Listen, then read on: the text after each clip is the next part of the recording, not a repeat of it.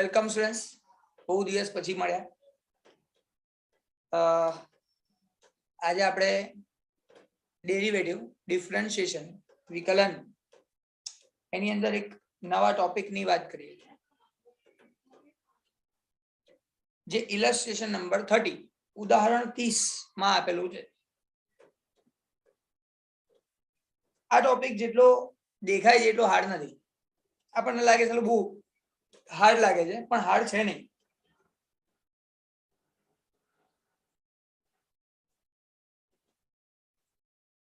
ઇલસ્ટ્રેશન number 30.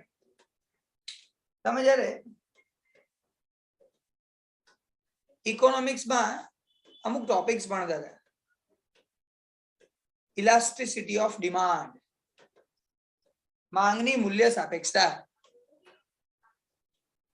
છે. આવું કોઈને યાદ છે થોડું ઘણું કે આવું કંઈક હતું ઇકોનોમિક્સમાં આવતું હતું? એમ તમારામાંથી કોઈ હોય તો કહો. હા સર, મને યાદ છે, ઇલાસ્ટિસિટી ઓફ ડિમાન્ડ જેવું કંઈક હતું ખરું. માંગની મૂલ્ય સાપેક્ષતા કંઈક ભણતા હતા. હા સર હતું. ઓકે, સારું. તો હું થોડું યાદ કરાવી દઉં. ઇકોનોમિક્સ ને થોડું યાદ કરાવું એટલે તમને લોકોને ખ્યાલ આવે, કારણ કે એનો મીનિંગ શું થાય, એનો મતલબ છે શું ખરેખર. માંગની મૂલ્ય સાપેક્ષતા, ઇલાસ્ટિસિટી ઓફ ડિમાન્ડ, માંગની મૂલ્ય સાપેક્ષતા એ શોધવા માટે, એ ફાઇન્ડ કરવા માટે અહીંયા તમને ફોર્મ્યુલા આપી. તો એ આપણને એમાં આવું લખતા percentage change in price, percentage change in price upon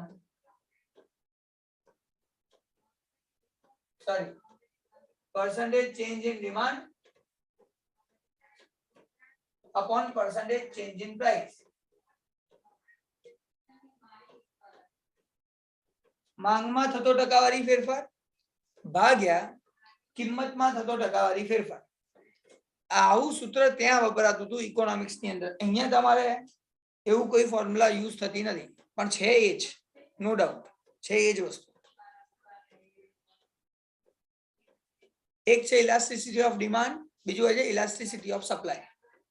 માંગની મૂલ્ય સાપેક્ષતા અને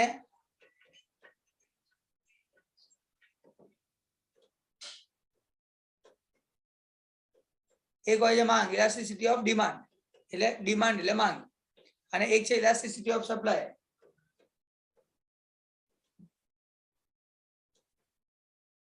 એટલે સપ્લાય ને ગુજરાતીમાં શું કહેવાય?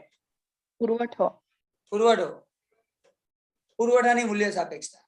આ બે વસ્તુ ઇંગ્લિશમાં આવતી, અરે ગુજરાત આપણા ઇકોનોમિક્સમાં આવતી હતી.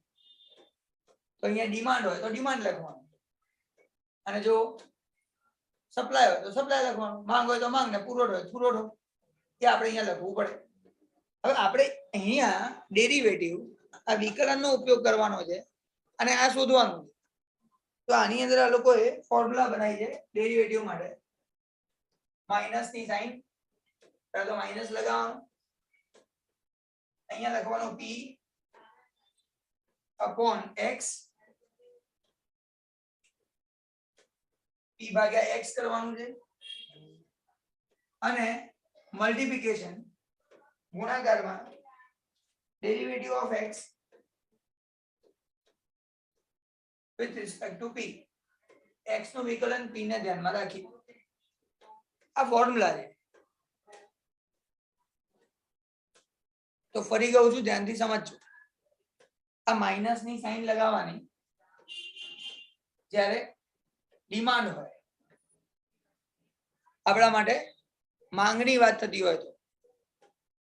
પણ પુરવઠો હોય ને, સપ્લાય હોય, તો માઈનસ ની સાઈન નહીં લગાવવાની. વસ્તુ સેમ, આ ફોર્મ્યુલામાં કોઈ ચેન્જ નથી. તમારા કોર્સની અંદર ખાલી ડિમાન્ડ જ છે, સપ્લાય નથી. પણ આપણને ખબર હોવી જોઈએ કે માઈનસ લગાવો તો ડિમાન્ડ માટે, માંગ માટે, પુરવઠા માટે, સપ્લાય માટે પ્લસ લખવાનું. એમાં આપણે માઈનસ ની સાઈન લગાવવાની જરૂર નથી, પ્લસ જ રાખવાનું. કોઈ કહેશે કેમ એવું હશે? અહીંયા માઇનસ લગાવવાનું, ત્યાં નહીં લગાવવાનું. તમારી બુકમાં નથી, ફરી કહું છું, ખાલી સમજવા માટે કહું છું કે કેમ માઇનસ લગાવાતું હશે ને કેમ નહીં લગાવાતું હોય ડિમાન્ડમાં. ટ્રાય કરો તો વિચારો.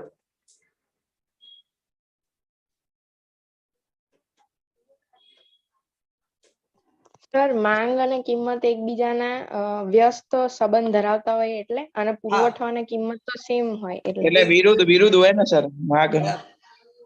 જો તમે માંગ અને કિંમત વિરુદ્ધ હોય. પરફેક્ટ. કિંમત વધે, પ્રાઇસ ઇન્ક્રીઝ થાય, તો સામે પુરવઠો ઘટે, એટલે માંગ ઘટે. માંગ ઘટે. હા, માંગ ઘટે એટલે ડિમાન્ડ. તમે જુઓ, સમજો, હું તમારી ફીસ 1 લાખ રૂપિયા કરી દઉં, 5 લાખ કરી દઉં, એટલે બધા આવતા બંધ થઈ રહ્યા. બે આ તો નમૂનો છે, કેટલા પૈસા લેશે, બંધ કરી દો. તો પ્રાઇસ વધી, ડિમાન્ડ ઘટી ગઈ, માંગ ઘટી ગઈ. એનો ઊંધો નિયમ છે, એટલે અહીંયા માઇનસ લગાવવામાં આવે. પણ સપ્લાય ની વાત કરો તો કેવું, ધારો કે હું મેન્યુફેક્ચરર છું, હું કંઈક બનાવું છું વસ્તુ, સામે કિંમત વધે, માર્કેટમાં કોઈ પ્રાઇસ વધી જાય, તો હું શું કરું, વધારે સેલ કરવાનો ટ્રાય કરું, વધારે વેચું, તો માર્કેટમાં સપ્લાય વધી જાય. તમે લોકોને યાદ કરો તો કોરોના આવ્યો ને, તો ત્યારે લોકોના ધંધા બંધ થઈ ગયા હતા, તો લોકોએ માસ્ક બનાવવાનું ચાલુ કરી દીધા, બધા માસ્ક વેચતા થઈ ગયા. તો માસ્કનો બિઝનેસ પહેલા નહોતો ચાલતો, પણ ભાઈ હવે એટલા બધા માસ્ક માર્કેટમાં આવી ગયા ને, લોકો આમ ડિઝાઇન વાળા માસ્ક ને આ માસ્ક ને તે માસ્ક કેટલા બધા ચાલુ થઈ ગયા, તો માસ્કનો બિઝનેસ સ્ટાર્ટ થઈ ગયો. સપ્લાય વધી ગયો, કેમ, ડિમાન્ડ વધી, અરે પ્રાઇસ માર્કેટમાં વધી, બહુ બધા માસ્ક વેચાતા થઈ ગયા, એની કિંમતો વધતી ગઈ, 10 રૂપિયા, 15 રૂપિયા, 20 રૂપિયા, 50 રૂપિયા, એવા બધા માસ્ક આવતા થઈ ગયા. મને યાદ છે એક સાહેબ તો 300 રૂપિયાનો એક માસ્ક લાયા હતા, N95. કેમ બનાવવાનું, કેમ ચાલુ, વધારે પૈસા મળે છે. હવે એ જ વસ્તુ N95 અત્યારે સસ્તામાં મળે છે બધા, પણ સ્ટાર્ટિંગના સ્ટેજમાં એવું હતું, સેનિટાઈઝર બહુ જ મોંઘા મળતા હતા, વાતા જ નહીં માર્કેટમાં, લોકો બનાવી સેલ કર્યા, બિઝનેસ બદલી નાખ્યા. તો કિંમત, પ્રાઇસ વધે તો સામે પુરવઠો વધે છે, એ અહીંયા કરવામાં આવે છે. એટલે પુરવઠો હોય, સપ્લાય હોય, ત્યારે અહીંયા માઇનસ ના હોય. આ ડિમાન્ડ અને પ્રાઇસ વચ્ચે ઊંધો જ સંબંધ છે, એટલે આપણે આ લખવામાં આવે. ચલો, આટલામાં કોઈને કઈ ડાઉટ હોય પહેલા પૂછીએ. આ સેલિનાને થોડો મેસેજ કરજે, એનો પ્રોબ્લેમ છે કે શું છે? હા સર. કારણ કે આ બહુ ઇમ્પોર્ટન્ટ ટોપિક ચાલે. જો ભણી ગયો હોય તો વાંધો નહીં, મને યાદ નથી એને ઓફલાઈનમાં ભણી જાય કે નહીં, પણ કામનો ટોપિક છે જોરદાર. ચલો, ઇલસ્ટ્રેશન 30 નું સ્ટાર્ટ કરીએ. આ એકદમ ઈઝી છે. P એટલે પ્રાઇસ, કિંમત, X એટલે ડિમાન્ડ, માંગ. જો આ જ વસ્તુ સપ્લાય માટે હોય તો X એટલે સપ્લાય, સિમ્પલ. પુરવઠો આપ્યો તો X બરાબર પુરવઠો હોય, માંગ હોય X બરાબર માંગ હોય, એટલે X તો એવો ને એવો જ રહે, અને એનું ડેરિવેટિવ વિકલન. હવે સમ કરીએ એટલે વધારે ક્લિયર થાય, એકદમ ક્લિયર થઈ જશે ને, સમ પૂરા થઈ જશે, મજા આવશે. વાંચવાનું છે. દેવાંશી પટેલ વાંચતો.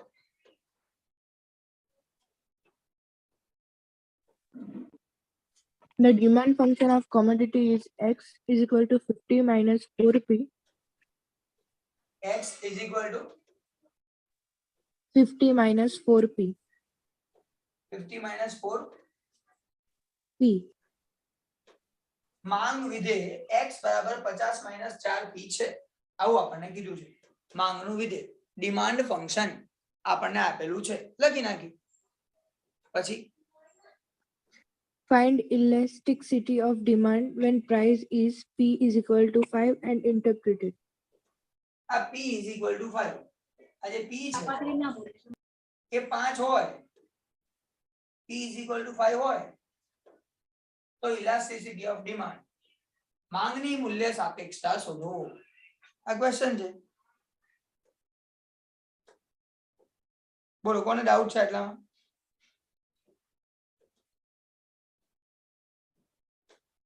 છે કોઈ ડાઉટ વાળો? શું શોધવાનું છે આપણને કહે છે? સાહેબ આ તો ઈઝી થઈ ગયું, આપણને P છે, X છે, અને આટલું જોઈએ એટલે કામ પૂરું. હવે P ની વેલ્યુ આપી છે 5, તો આની જગ્યાએ 5 મૂકી દઈએ અને સોલ્વ કરીએ, X મળી જશે.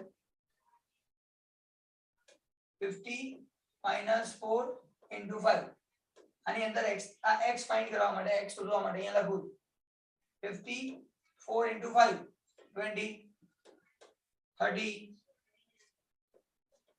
x is equal to 30 answer તો મને એટલી ખબર પડી ગઈ સર x બરાબર 30 છે 30 છે અને p બરાબર 5 છે p બરાબર 5 આ બે વેલ્યુ મને મળી ગઈ કેવી રીતે મળી તો સોલ્વ કરીને મળી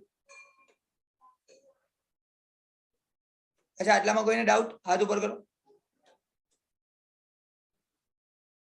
સારું તો મારી આ ફોર્મ્યુલા છે ઇલાસ્ટિસિટી ઓફ ડિમાન્ડ માંગની મૂલ્ય સાપેક્ષતા બરાબર -p/x * dx dt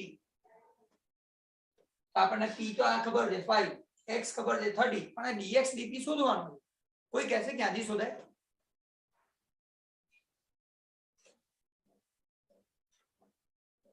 વિકલન કરી નાખવાનું સર સિમ્પલ આ x તો આપેલું જ છે x બરાબર 50 minus 4p આવું આપણને આપેલું છે આ x નું ડેરિવેટિવ વિકલન કરી દો derivative of x with respect to p x નું વિકલન કરો p ને ધ્યાનમાં રાખીને હવે 50 નું શું થાય 0 minus 4 પતી ગયું p નું 1 થઈ જાય -4 એટલે આન્સર આવશે -4 એટલે dx dp is equal to -4 તો ત્રણે ત્રણ મળી ગયા જુઓ p તો સર કે 5 x 30 dx dp તો કે 4 આની અંદર વેલ્યુ મૂકી દઈએ p is equal to પહેલા તો minus p5 x 30 multiply -4 5 6 3 2 minus minus plus plus 2/3 answer પતી ગયો સંપૂર્ણ થઈ ગયો 2/3 કરીને શું આવે છે આન્સર જોજો 0.67 પતી ગયું 0.67 આન્સર કોઈ કહેશે મને નહીં ખબર પડતી આવું બધું કરવામાં તો સિમ્પલ લખો આનો આન્સર અહીંયા બતાવું છું આ માઈનસ p છે -5 upon x 30 into -40 બહુ ચિંતા નહીં કરવાની 5 ગુણ્યા 40 કરી દો 200 માઈનસ માઈનસ પ્લસ થઈ જાય આ નીચે 40 છે ના 4 છે સોરી -4 છે અને આ 20 આવશે 20/30 તો પણ આન્સર તમારો આવશે 0.67 સમમાં કઈ નથી કોન્સેપ્ટ જ શીખવાનો છે બસ કામ પૂરું હવે તમને કહે છે ઇન્ટરપ્રિટ અર્થઘટન કરો આનાથી શું ખબર પડે આ 0.67 શું ખબર પડે આ ઇલાસ્ટિસિટી ઓફ ડિમાન્ડ એટલે શું એક યુનિટ વધારાનો બનાવીએ એટલે એક એકમ વધારે બનાવીએ અહીંયા આપણને 5 કીધું છે 5 ના સોરી 30 કીધું છે 30 તો આપણે એક વધારાનું બનાવીએ તો વધારાની વાત કરો તો 0.67% કિંમતમાં ફેરફાર થાય હા 0.67 કિંમતમાં ફેરફાર થાય તો જો નીચે અર્થઘટન ઇન્ટરપ્રિટેશન આપ્યું છે જ્યારે કિંમત 5 હોય ત્યારે કિંમતમાં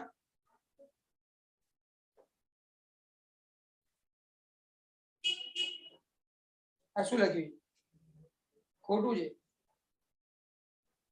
કિંમત 5 બરાબર તો એમાં સામે માંગમાં 1% નો ફેરફાર કરવાથી માંગમાં આશરે 0. એટલે માંગમાં 0.67 નો ફેરફાર થાય તમે અહીંયા એક ચેન્જ કરો 1% ચેન્જ થોડુંક ચેન્જ કરો 1% તો સામે ઇલાસ્ટિસિટી ઓફ ડિમાન્ડ માંગની અંદર 0.67 નો ફેરફાર થાય બસ આટલું આપણને કહે છે બીજું કોઈ નવું નહીં એવું નીચે ઇન્ટરપ્રિટેશનમાં લખવાનું ઇંગ્લિશમાં પણ લખ્યું હશે જોઈ લો વાંચો તો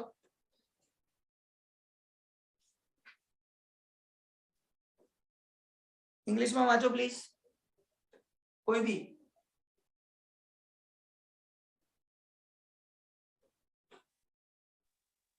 When the price changes by 1%, demand changes by 0.67% bus in opposite direction when the price is 5. Simple.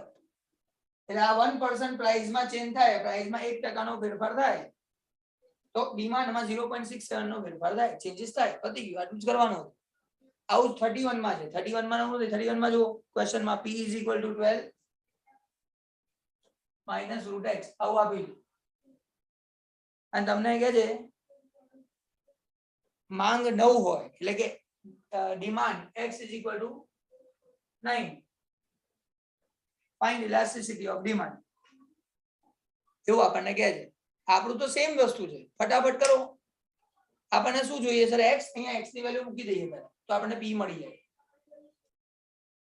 12 minus route 9,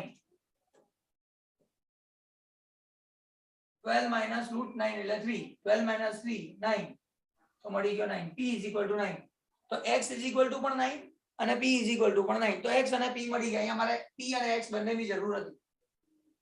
હવે જોઈએ differentiation of x with respect to p. x નું વિકલન કરવાનું છે p ને ધ્યાનમાં રાખીને. તો એના માટે મારી જોડે x તો હોવું જોઈએ ને, અહીંયા x તો છે નહીં તો આનો યુઝ કરવાનો અને x શોધી કાઢીએ. આ માઇનસ રૂટ x ને આ બાજુ લઈ લઈએ, p ને ઓલી બાજુ લઈ લઈએ તો આના પરથી આન્સર શું આવે? રૂટ x = આ માઇનસ છે એટલે આ બાજુ = ની આવે એટલે પ્લસ થઈ. આ p પ્લસ છે, સામે એક માઇનસ થઈ. 12 માઇનસ p. કારણ કે મારે શું જોઈએ? ડિફરન્શિએશન ઓફ x, x નું વિકલન કરવાનું. તો x = ના હોય ત્યાં સુધી સમ ના થાય. પછી આનો સ્ક્વેર કરીએ. કેમ? મારે x જોઈએ છે, રૂટ x નહીં. આનો સ્ક્વેર કરી દઈએ તો આન્સર થઈ જાય x = આનો સ્ક્વેર. હવે આનો સ્ક્વેર એટલે તમને લોકોને શીખવાડેલું છે લિમિટ ની અંદર. 12 સ્ક્વેર 144 માઇનસ તો માઇનસ 12 * p * 2 24p પ્લસ કરીને p સ્ક્વેર. આવું આપણે શીખેલા છીએ. હવે x = ફંક્શન મળી ગયું મને. બસ તો જલસા કરો. x નું ડેરિવેટિવ, આ x નું વિકલન કરવાનું છે. Derivative of x with respect to p. x નું વિકલન કરો, ધ્યાનમાં રાખી. ચલો જોઈએ 144 નું કેટલું થાય? આનું 24 પ્લસ આ 2 ને આગળ લઈ આવો 2p. 2p. પતી ગયું. આ મળી ગયું મને. ત્રણે વસ્તુ મળી ગઈ, ખાલી વેલ્યુ મૂકી દો. માઇનસ p તો sir minus elasticity of demand minus p એટલે 9. નીચે x 9 મલ્ટીપ્લાય -24 * 2p અને p ની વેલ્યુ આપણને ખબર. તો અહીંયા -24 એઝ ઇટ ઇઝ પ્લસ છે. અહીંયા પ્લસ છે ને એટલે અહીંયા પ્લસ કરવું પડશે. +2 * 9. સિમ્પલ. સોલ્વ કરી દઈએ. 9/9 9 9 કેન્સલ એટલે -1 -24 + 18 9 દુ 18 અને -24. 18 માંથી 24 જાય કેટલા થાય? -6. -6 -6 * -1 +6. આન્સર પતી ગયો સંપૂર્ણ. તો ઇલસ્ટ્રેશન 30 અને ઇલસ્ટ્રેશન 31 સિમ્પલ છે. આ બંને સમ ની મેથડ મેં નથી કરાઈ પણ સમમાં કશું છે નહીં. હવે ઇલાસ્ટિસિટી ઓફ સપ્લાય હોય તો શું હોય? પુરવઠાની મૂલ્ય સાપેક્ષતા કે તો શું હોય? પ્લસ ફોર્મ્યુલામાં આ બધું સેમ છે. આ x બરાબર આવું જશે, ખાલી આ પ્લસ થઈ જાય, બાકી કોઈ ફરક ના પડે. આમાં બી એવું જ હશે. આ બધું સેમ પણ આ જે ફંક્શન આપ્યું હશે, આ વિધેય છે એ પુરવઠાનું હશે. પ્રાઇસ તો લખવી જ પડે. x એટલે પુરવઠો, સપ્લાય. પણ એવું તમારે છે નહીં. પણ કોન્સેપ્ટ ક્લિયર હશે ને તો આગળ કામ આવશે. તો અહીંયા આપણું આ કામ પૂરું થઈ ગયું.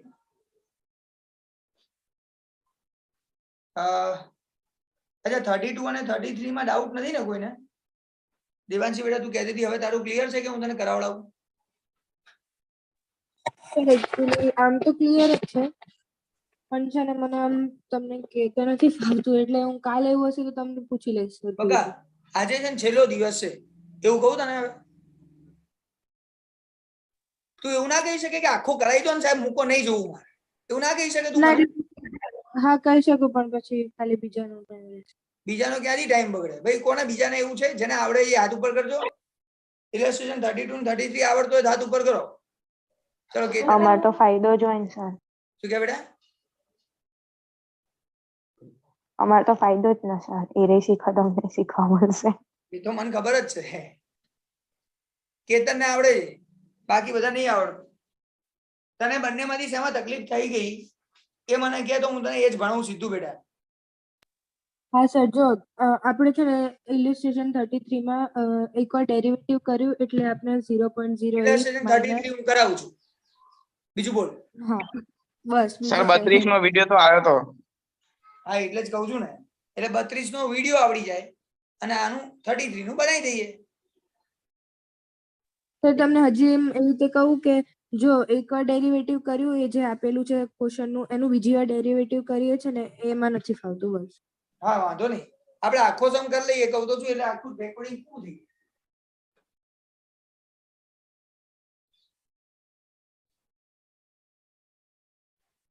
કારણ કે મારી રીત આખી અલગ પડી જશે એ વખતે ને ઈઝી પડશે. તું અંદર આન્સર જોઈશ તો અલગ જ લાગશે.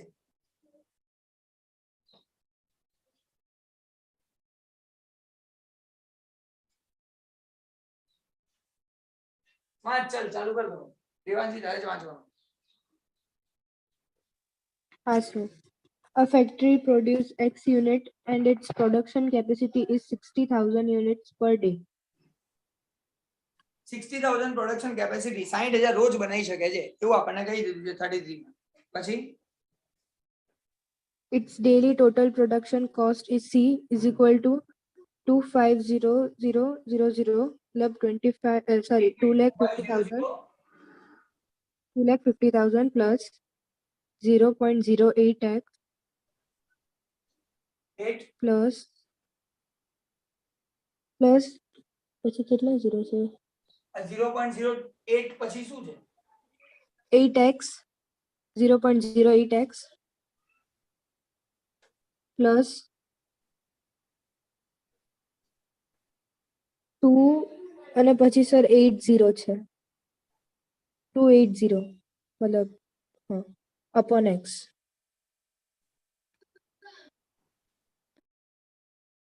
બરાબર. હા. પછી How many units should be produced for minimum production cost? આપણે ખર્ચો મિનિમમ કરવાનો છે, ખર્ચો ઘટાડવાનો છે ભાઈ. આની અંદર કોસ્ટ આપેલો છે, ખર્ચો આપેલો છે અને આને ઘટાડો એવું કહે છે. આપેલો મિનિમમ કોસ્ટ, ન્યૂનતમ ખર્ચ શોધો. મેથડ સેમ છે, આગળ શીખવાડેલી છે એ પ્રમાણે. આને મિનિમમ કરવું હોય તો પહેલા આનું ડેરિવેટિવ કરી દઈએ. ઓછામાં ઓછું કરો તો વિકલન કરી દઈએ. Derivative of c with respect to x, x ને ધ્યાનમાં રાખીને. હવે સમજીએ. આ નીચે x છે, x ની ઉપર પાવર 1 છે, આમાં કશું નથી એટલે 1 છે. હવે આને મારે ઉપર લઈ જવું હોય તો x ની -1 x ની -1 ઘાત થાય. અહીંથી નીચેથી કેન્સલ કરી દઈએ અને એને આની જોડે લખીએ. આટલી ખબર પડે છે દેવાંશી? ખાલી એમ કે હા સર આ તો ખબર પડી. બસ તો હવે તારે આગળ આખો સમ કરાવવાનો. ચાલ આ 25,000 આ 2,50,000 એનું ડેરિવેટિવ બોલ વિકલન 0 પ્લસ આનું બોલ 0.08 વેરી ગુડ. x નું 1 થાય, આ m નું m રહે. હવે આ માઇનસ પછી આ જે બી છે -2 તો બેટા -1 હમણાં શીખવાડ્યું કે નીચેથી ઉપર લખ્યું તો જે બી છે નો આન્સર કેવી રીતે આવે? -1 જ મલ્ટીપ્લાય થાય. હા તો સર -2 અચ્છા એટલે પાછળથી નું આના માટે કહે છે. ઓકે હા તો આને શીખવાડવું. હા આ એમ કે ને મને કે માઈનસ જે બી છે એટલે હું કહું વાળું ઉપર 1 લખી લે ને હમણાં તો શીખવાડ્યું. એટલે પેલા કાઉન્ટિંગ. આ 70 દેખાય છે 3 + 2 + 2 હા હા હા એટલે 70 એટલે કરોડ કહેવાય. શું કહેવાય? કરોડ. એટલે 20 કરોડ રૂપીસ છે એટલે 20 કરોડ * -1 એટલે -20 કરોડ x -2.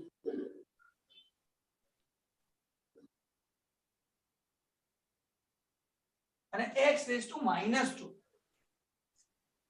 -1 એટલે -2 આન્સર. આટલામાં કોઈને ડાઉટ જ પૂછી શકો છો. હવે વચ્ચેનું સ્ટેપ છે ને હું પછી કરું. આના પછી એક વસ્તુ કરી જ નાખી. આનું ફરીથી ડેરિવેટિવ કરવું, વિકલન કરવું.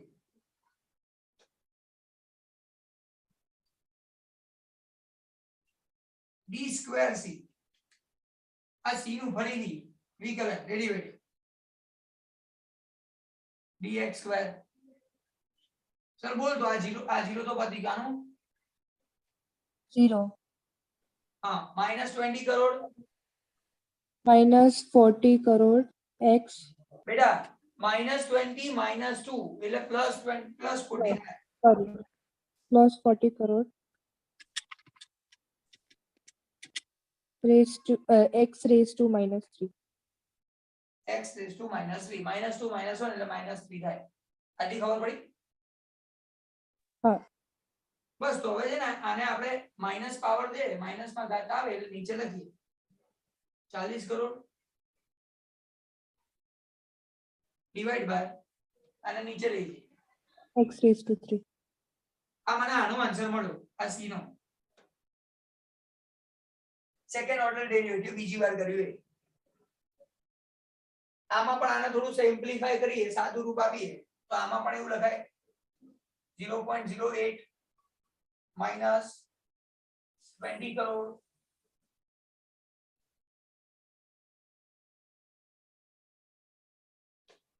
divided by x square. પતી ગયું. આને પણ સિમ્પ્લિફિકેશન આવું લખી શકીએ, આને પણ લખી શકીએ. બોલ આટલામાં કોઈ ડાઉટ?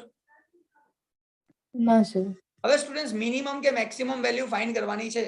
મહત્તમ કે ન્યૂનતમ કિંમતની જ્યારે વાત થાય તો આપણે આ ફર્સ્ટ ઓર્ડર ડેરિવેટિવ પહેલી વખત વિકલન કરીએ, આના બરાબર 0 ધારીએ એટલે આના બરાબર લખવાનું 0 અને x ની વેલ્યુ શોધી કાઢવાની. તે x તો પછી શોધીએ, પહેલા આને તો સામે લઈ જઈએ 0.08 ને સામે લઈ જઈએ એટલે આપણો આન્સર આવે 20 crore upon x square is equal to આ 0 હતું, આ ઓલી બાજુ જાય એટલે -0.08 અને અહીંયા માઈનસ ની સાઈન અહીંયા તો હતી પાછી. આ માઈનસ માઈનસ કેન્સલ થાય, આ x સ્ક્વેર ઉપર જતા રહે તો x સ્ક્વેર ને અહીંયા ડિવિઝન માં છે, ભાગાકારમાં છે, અહીંથી કેન્સલ કરીએ અને અહીંયા લઈ જઈએ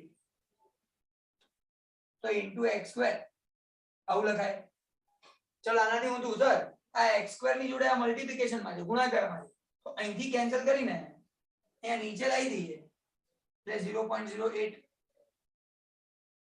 તો x square is equal to 20 crore divided by 0.08. બોલો આન્સર 50,000.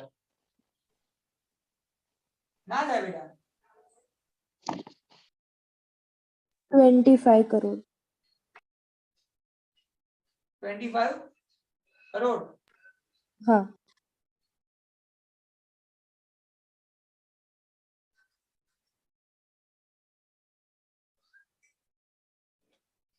આ x સ્ક્વેર મળ્યો, મારે તો x ની વેલ્યુ જોઈએ છે તો રૂટ કરવું પડે વર્ગમૂળ, તો x બરાબર 50,000 આન્સર આવશે.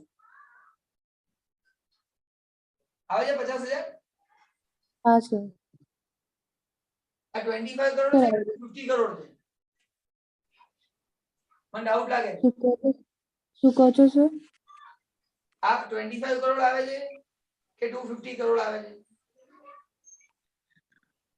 250. એક સેકન્ડ સર ઉભા રહો. ભાઈ બીજા બધા 250 આવે છે. 250. 250 કરોડ આવે. હા હા સર 250. અને એનો રૂટ કરો એટલે x ની વેલ્યુ મળી આવે. x બરાબર 50,000 મળે. હવે x બરાબર 50,000 માટે આપણે અહીંથી શું મળ્યું, આ એક વખત કરીને 0 સાથે કમ્પેર કરીને શું મળ્યું, લોકો ગભરાય ક્યાં ખબર છે? આટલી મોટી મોટી વેલ્યુ છે ને એટલે કે હું સમ હશે. સમમાં કશું હોય નહીં ને નોર્મલ મેથડ. મિનિટા ધ્યાન રાખવાના. એક્સ ની વેલ્યુ 50,000. આના માટે આ મેક્સિમમ થાય મિનિમમ થાય એ આપણે નક્કી કરવાનું. મહત્તમ થાય ન્યૂનતમ થાય. તો સેકન્ડ ઓર્ડર ડેરિવેટિવ બીજી વખત કર્યું. આની અંદર એક્સ ની વેલ્યુ મૂકી દીધી. એટલે ઉપર 40 લાખ 40 કરોડ તો છે જ.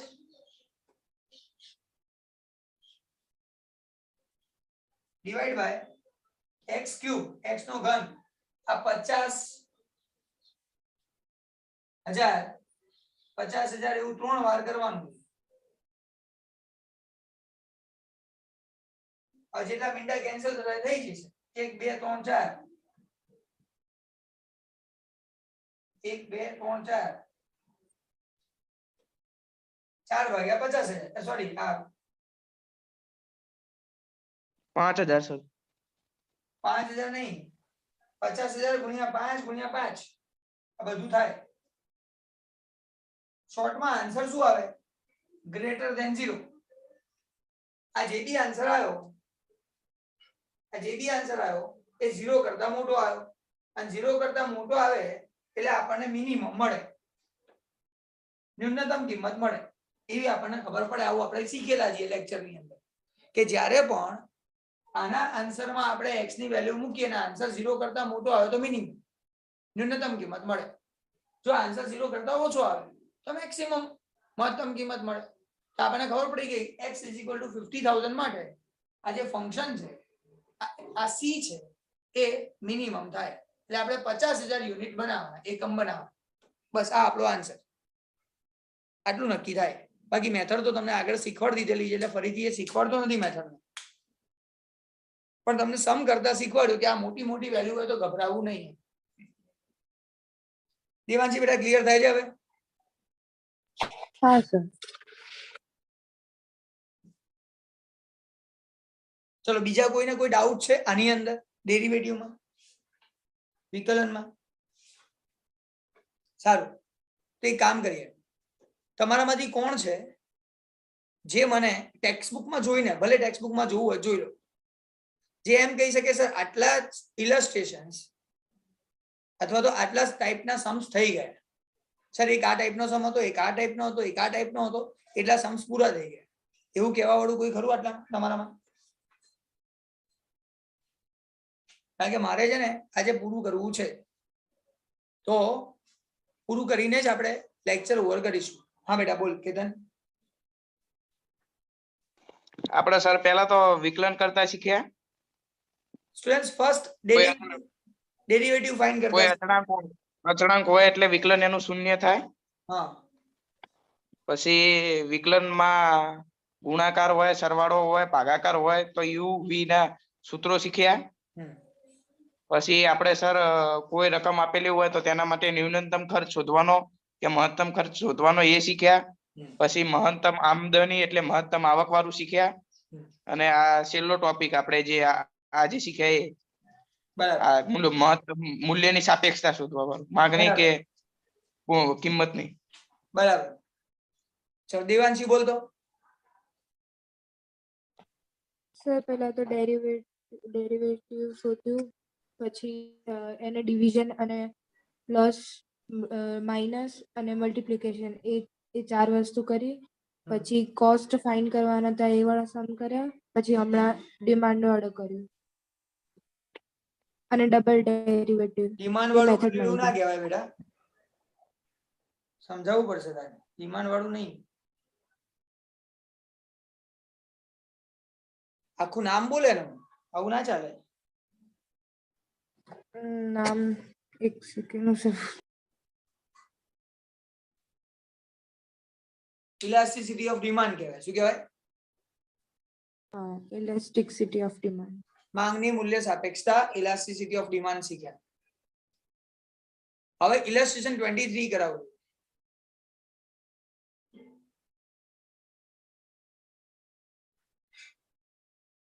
પકા તો પછી લિમિટ રહી નહીં જાય.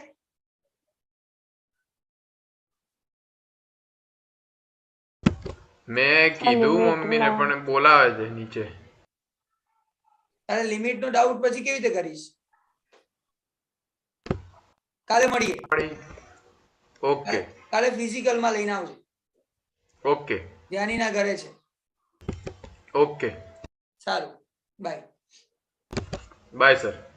ઇલસ્ટ્રેશન 23 ઉદાહરણ 23 કરીએ છીએ, જેમાં મારે એક નાનકડો ટોપિક કરાવવાનો છે જે રેકોર્ડિંગમાં તમને નહીં મળ્યું હોય. ચલો, શું લખ્યું છે એમાં? f of x is equal to x square minus 4x.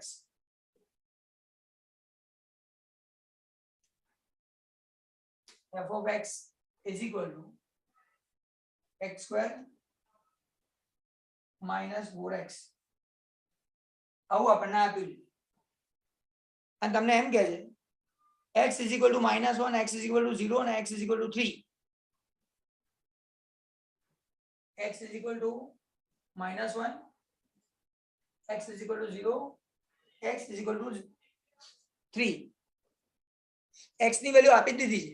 અચ્છા, આ સમ નહીં કરાયો હોય કે કરાયો છે? નહીં હોય. નથી લાગે છે. શું કહે બેટા? આ કડતું વિધેય ને વધતું વિધેય વાળો નતો કરાયો છે. હા, તો એની અંદર એવું કીધું છે આ ત્રણ માટે ફંક્શન ઇન્ક્રીઝ થાય કે ડિક્રીઝ થાય. આ જે ફંક્શન છે એની વેલ્યુ ઇન્ક્રીઝ થાય કે ડિક્રીઝ થાય, કિંમત વધે કે ઘટે. સમજો, આની અંદર એવું કીધું છે મેક્સિમમ કે મિનિમમ વેલ્યુ માટે, મહત્તમ કે ન્યૂનતમ કિંમત માટેની વાત છે. અહીંયા તમને જે વાત કહે છે એ શું કહે છે? વિધેય વધે છે ઘટે છે. અહીંયા એની વાત છે, એ અલગ વસ્તુ છે. અને આ આના કરતા સહેલું છે. એક જ વાર ડિફરન્શિએશન કરવાનું, વિકલન કરવાનું. આનું વિકલન કરો તો આનું ડેરિવેટિવ કરી દઈએ,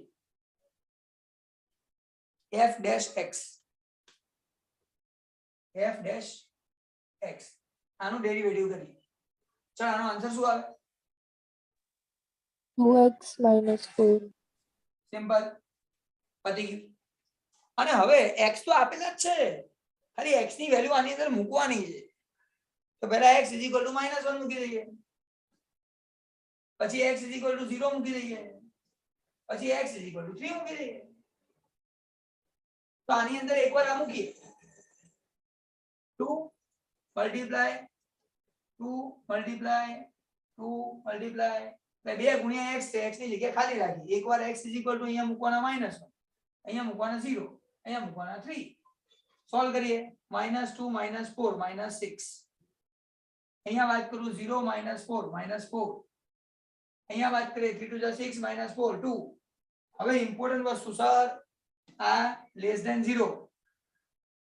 આ 0 કરતા ઓછો આવે તો ઘટે છે, ડિક્રીઝ થાય છે.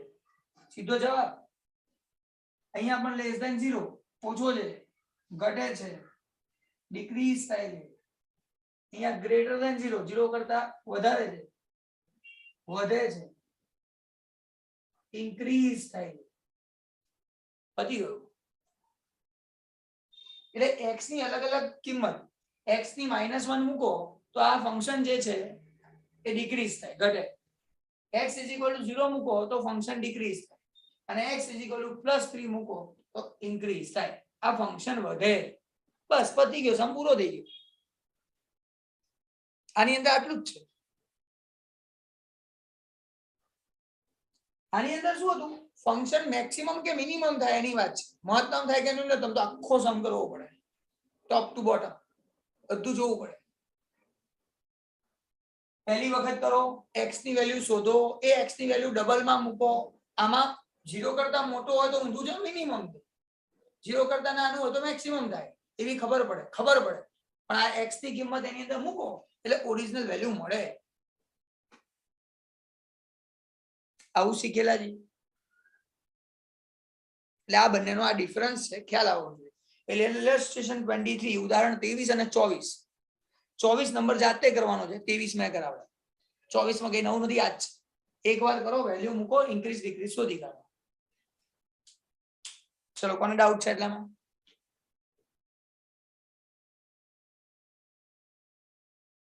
બસ સ્ટુડન્ટ્સ, તો હવે છેલ્લો ટોપિક કરીને લેક્ચરને ઓવર કરીશ. છેલ્લો ટોપિક. અત્યાર સુધી જે પણ ભણ્યા, જેટલું પણ તૈયાર કર્યું ને, એ બધામાં એક જ વસ્તુ હતી, ડેરિવેટિવ, વિકલન ડાયરેક્ટ કરો આ રીતે અને બધા સમ કરી નાખો. હવે તમને લોકોને એવું કે ફાઇન્ડ ડેરિવેટિવ બાય ડેફિનેશન, વિકલન શોધો, પણ કેવી રીતે શોધો ખબર છે? વ્યાખ્યાનો ઉપયોગ કરીને, ડેફિનેશન નો યુઝ કરીને તમે ડેરિવેટિવ ફાઇન્ડ કરો. આવું તમને કહે તો શું કરશો? બસ એની મહેનત કરવાની છે, અને એ આપણા માટે છેલ્લો છે. એ આવડે એટલે સમજી લેવાનું તમારું ચેપ્ટર 100% કમ્પ્લીટ. જનરલી લોકો પહેલા કરાવે છે, હું છેલ્લે કરાવું.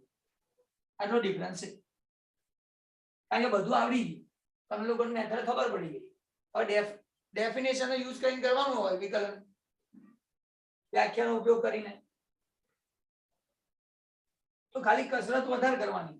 આન્સર તો તમને પહેલેથી ખબર જ હોય, આન્સર તો તમને પહેલેથી ખબર હોય. અને એના માટે તમને લોકોને અહીંયા અલગ અલગ ટાઈપના સમ્સ આપ્યા છે. એમાં હું તમને લોકોને થોડો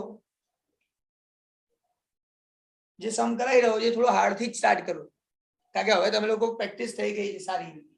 ઇલસ્ટ્રેશન number 2, f of x is equal to x cube. ઉદાહરણ 2, f of x is equal to x cube. હવે આનું તમને એમ કહે છે વિકલન કરો, ડેરિવેટિવ કરો, એટલે કે f ડેશ x કરો. આનું આપણે શોધવાનું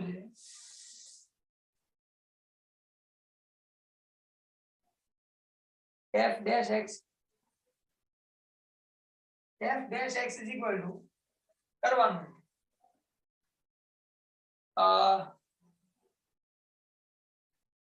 દર્શન બેટા ટ્રાય કર દો.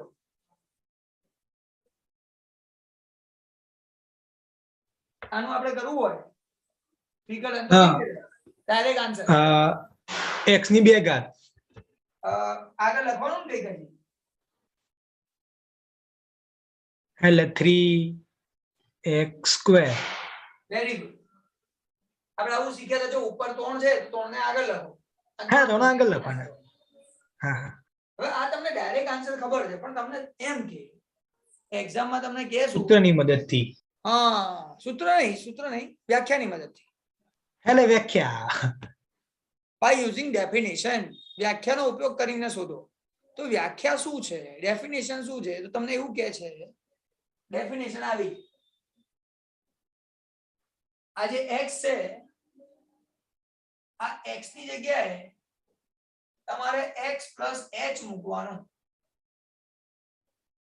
એટલે આપણે f of x ની જગ્યાએ f of x plus h આવું મૂકવું પડે. તો અહીંયા જ્યાં x દેખાય છે આ x ની જગ્યાએ મારે x plus h મૂકવું પડે. તો x ની જગ્યાએ x plus h મૂકી દીધું, પણ એની ઉપર શું આવે તો કે 3. આને થોડું સોલ્વ કરીએ આગળ. તમને સોલ્વ કરતા આવડે છે? કોઈને આવડતું હોય તો બોલો, તો આનો આન્સર શું લખાય? x નો ઘન પ્લસ x નો ઘન આ x નો ઘન x cube plus plus 3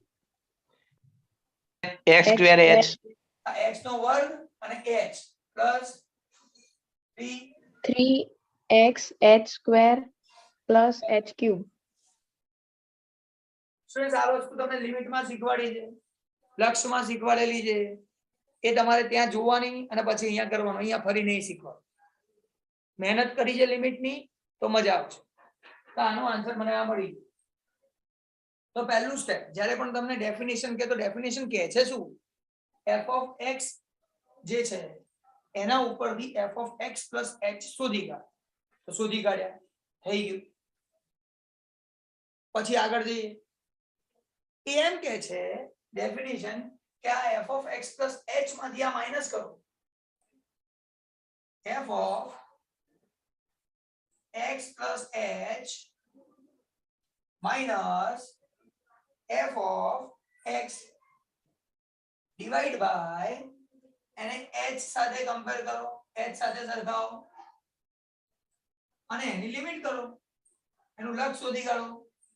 limit h tends to 0. બસ આને સોલ્વ કરો એટલે તમારો જવાબ આવી જાય. આ જ આવે જવાબ. છેલ્લે જવાબ તો ફિક્સ જ છે. આને ડેફિનેશન કહેવાય. વ્યાખ્યા કહેવાય. વ્યાખ્યામાં એવું કીધું છે કે f of x plus h શોધો, એમાંથી f of x માઇનસ કરો, એને h સાથે કમ્પેર કરો, અને લિમિટ ફાઇન્ડ કરો. લિમિટ h ટેન્ડ્સ ટુ 0 એટલે જે જવાબ આવે એને ડેરિવેટિવ કહેવાય, એને વિકલન કહેવાય. એ જ આપણો જવાબ. સિમ્પલ. ચલો જોઈએ, હવે આને સોલ્વ કરીએ. તો લિમિટ h ટેન્ડ્સ ટુ 0 તો h ટેન્ડ્સ ટુ 0. આનો આન્સર આખો છે, તે આખે આખું અહીંયા લખી નાખું પહેલા. x cube 3x square h plus 3xh square plus h cube. આનો આન્સર આ મળી ગયો જે લખી નાખ્યો. માઈનસ છે તો માઈનસ કરીશ. f of x, આ f of x નો આન્સર આ છે, અહીંયા લખીશ x cube divide by h તો લખીશ h. હવે જોઈએ, જો આ x cube x નો ઘન કેન્સલ, માઈનસ છે. અને આ બધામાંથી આપણે જોઈએ, આમાંથી અને આમાંથી h કોમન નીકળે છે, તો h ને કોમન લઈ લઈએ અને બ્રેકેટમાં જે વધે એ લખી. આમાંથી h નીકળી ગયું 3x square પ્લસ આમાંથી h નીકળી જાય 3xh, આમાંથી h નીકળી જાય h square divide by h તો છે જ, અને સામે લિમિટ h ટેન્ડ્સ ટુ 0. આ h કેન્સલ, અને હવે આ h ની જગ્યાએ 0 મૂકી દઈએ. એટલે અહીંયા h છે 0 મૂકી દઈએ, અહીંયા h છે 0 મૂકી દઈએ, બાકી બધું સેમ. આ 3x સ્ક્વેર પ્લસ 3x અને h ની જગ્યાએ 0 પ્લસ 0 સ્ક્વેર, એટલે આ બધું 0 થઈ જાય. આ 0 આન્સર આવ્યો આ જે આપણે અહીંયા લખી જ નાખ્યો તો પહેલેથી. સમ પૂરો થઈ ગયો. સમમાં કશું છે નહીં, એકદમ ઈઝી સમ છે, સિમ્પલ. કોઈને ડાઉટ હોય પૂછી શકે. તમને આન્સર પહેલેથી ખબર છે, પણ બાય યુઝિંગ ડેફિનેશન, વ્યાખ્યાનો ઉપયોગ કરે ને એટલે આવું કરવું પડે. અને એના માટે લિમિટ આવડવું જોઈએ, લક્ષ આવડવું જોઈએ. લક્ષની મેથડ કરીએ સેમ ટુ સેમ. ઇલસ્ટ્રેશન 3 જોઈએ. ઉદાહરણ 3 માં હું આખો સમ નહીં કરું, ઉદાહરણ 3 માં ખાલી હિન્ટ આપી દઈશ, કારણ કે લિમિટ તમે શીખીને આવ્યો મારું, એટલા માટે ખાલી હિન્ટ આપીશ. f of x is equal to x raised to n, x ની n ઘાત. હવે તમને આનો આન્સર તો ખબર જ છે.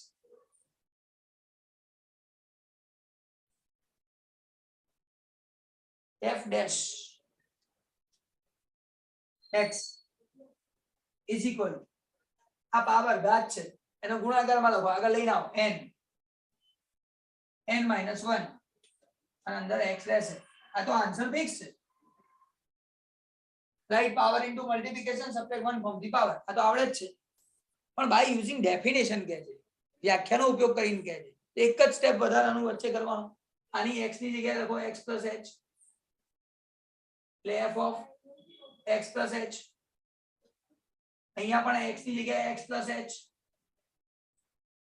raised to n. આ મળી ગયું. પછી શું કરવાનું, આમાંથી આ માઈનસ કરવાનું, એનો મતલબ કે આ જે આન્સર આવે આમાંથી આ માઈનસ કરવાનું. લખીએ x plus h raised to n, આ આન્સર માઈનસ આ x raised to n divide by h, એની કરવાની લિમિટ h ટેન્ડ્સ ટુ 0. હવે આને સોલ્વ કરો એટલે તમારો આન્સર તૈયાર. હવે એના માટે લિમિટ આવડવું જોઈએ. લિમિટના છેલ્લા 4 સમ 3 સમ જે છે એ આવડવા જોઈએ. જેમાં આપણે આવું કરતા હતા કે આ જે વચ્ચે આપ્યું ને આવું, એને આપણે t ધારી લેતા હતા. t is equal to x plus h, એટલે આપણે અહીંયા લખતા હતા t raised to n minus x raised to n, આવું કરતા હતા. અને આ h છે, આ h, તો x ને સામે મોકલીએ તો t minus x, તો એ લખાય t minus x. એની લિમિટ તો છે જ. હવે આ h ની જગ્યાએ t લખો, t tends to x, t ની કિંમત x છે. આવું લિમિટમાં કરતા હતા, લિમિટ ચેપ્ટર છે, બીજું કઈ નથી. અને આના ઉપરથી તમને યાદ હોય તો ઉપર n કોમન, t - x છે, નીચે t - x છે, તો આના પરથી ડાયરેક્ટ આન્સર લખાય. આવો right, power into multiplication, n ને આગળ લખો અને n માંથી એક માઈનસ કરો, આ જવાબ સંપૂર્ણ થઈ ગયું. હવે આની અંદર લિમિટ શીખવાડી દઉં તો લિમિટની મહેનત નહીં કરો, લક્ષની મહેનત નહીં કરો. ડેફિનેશન આવે, બાય યુઝિંગ ડેફિનેશન, વ્યાખ્યાનો ઉપયોગ કરીને વિકલન કરો તો આવું કરવું પડે. બસ આ ધ્યાન રાખવાનું એટલે પતી ગયું. અને હવે તમારું 100% ચેપ્ટર પૂરું. નો ડાઉટ કે આ ચેપ્ટરની સાથે હું મારું સ્ટેટિસ્ટિક્સ પણ પૂરું કરું છું. આખું સ્ટેટ આજે કમ્પ્લીટ કર્યું છે. પણ હવે જે આવશે સ્ટેટના લેક્ચર્સ, હવે પછી જે પણ સ્ટેટ ચાલુ થશે આપણે, એ બધા નાના નાના ટોપિકને કવર કરવા માટે 1 માર્ક્સની તૈયારી હવે સ્ટાર્ટ થશે.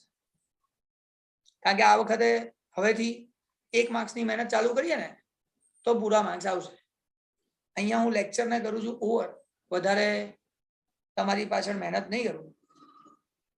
અહીંયા આટલો લોડ આપ્યો છે તો વધારે નહીં આપો, પણ હવેની મહેનત હશે આપણી 1 માર્ક્સની. અને તમારી ડિફિકલ્ટી ફર્સ્ટ, જ્યારે પણ સ્ટેટનું આવશે ત્યારે. બરાબર, અહીંયા લેક્ચર કરું છું ઓવર, મળીએ, બાય.